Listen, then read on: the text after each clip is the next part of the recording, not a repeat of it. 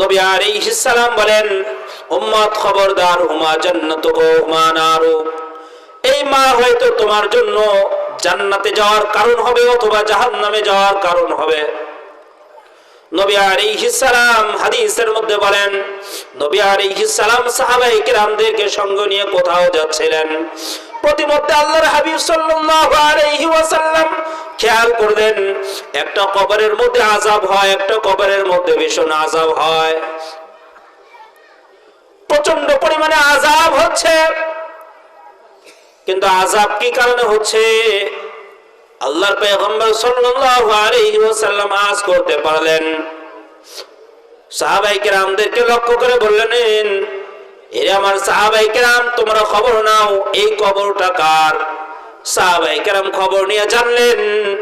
জানার পরে বললেন, ও আল্লাহর পয়গম্বর, এই কবরটি হলো অমুক জায়গায় অমুক নারীর সন্তানের।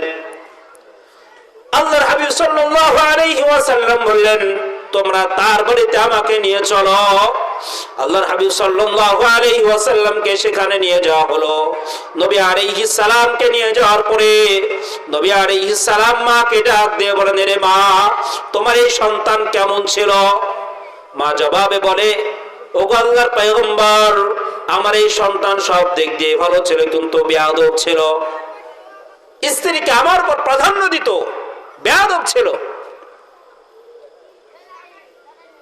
স্ত্রীকে আমার উপর প্রাধান্য দিত। আল্লাহর হাবিব সাল্লাল্লাহু আলাইহি ওয়াসাল্লাম মাকে ডাক দিয়ে বলেন, রে মা, তোমার সন্তানকে তুমি মাফ করে দাও। মা জবাবে বলে, ও আল্লাহর হাবিব, আমার সন্তানকে আমি মাফ করব না। আল্লাহর হাবিব সাল্লাল্লাহু আলাইহি ওয়াসাল্লাম আল্লাহ পাক রব্বুল আলামিনের দরবারে দোয়া করলেন, ও আল্লাহ, তার মাকে তুমি কবরের আযাবের ব্যাপারে একটু অনুমতি দান করে দাও। মা যখন এমন কিছু কবরের আযাবের ব্যাপারে যখন অনুভব করতে পারলেন, সঙ্গে সঙ্গে বেহুশ হয়ে জমিনের মধ্যে পড়ে গেল। নবী আলাইহিস সালামকে বললেন, ওগো আল্লাহর পয়গম্বর, আমি আমার সন্তানকে মাফ করে দিলাম। কোন মা চাই না তার সন্তান দুঃখে থাক, তার সন্তান এরকম ভাবে মুসিবতের মধ্যে থাক। কোন মা কি চায়? কথা বলেন, কোন মা কি চায়? কোন মা চাই না।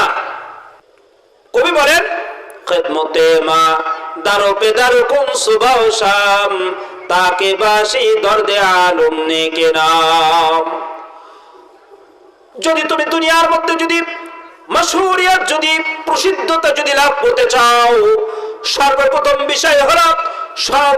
বিষয় হলো তুমি পিতামাতার খেদমত করো। পিতামাতার খেদমত করার মাধ্যমে রব্বি কাবা আল্লাহ তোমার মান মর্যাদা আরো বৃদ্ধি করে দিবেন। সুবহানাল্লাহ।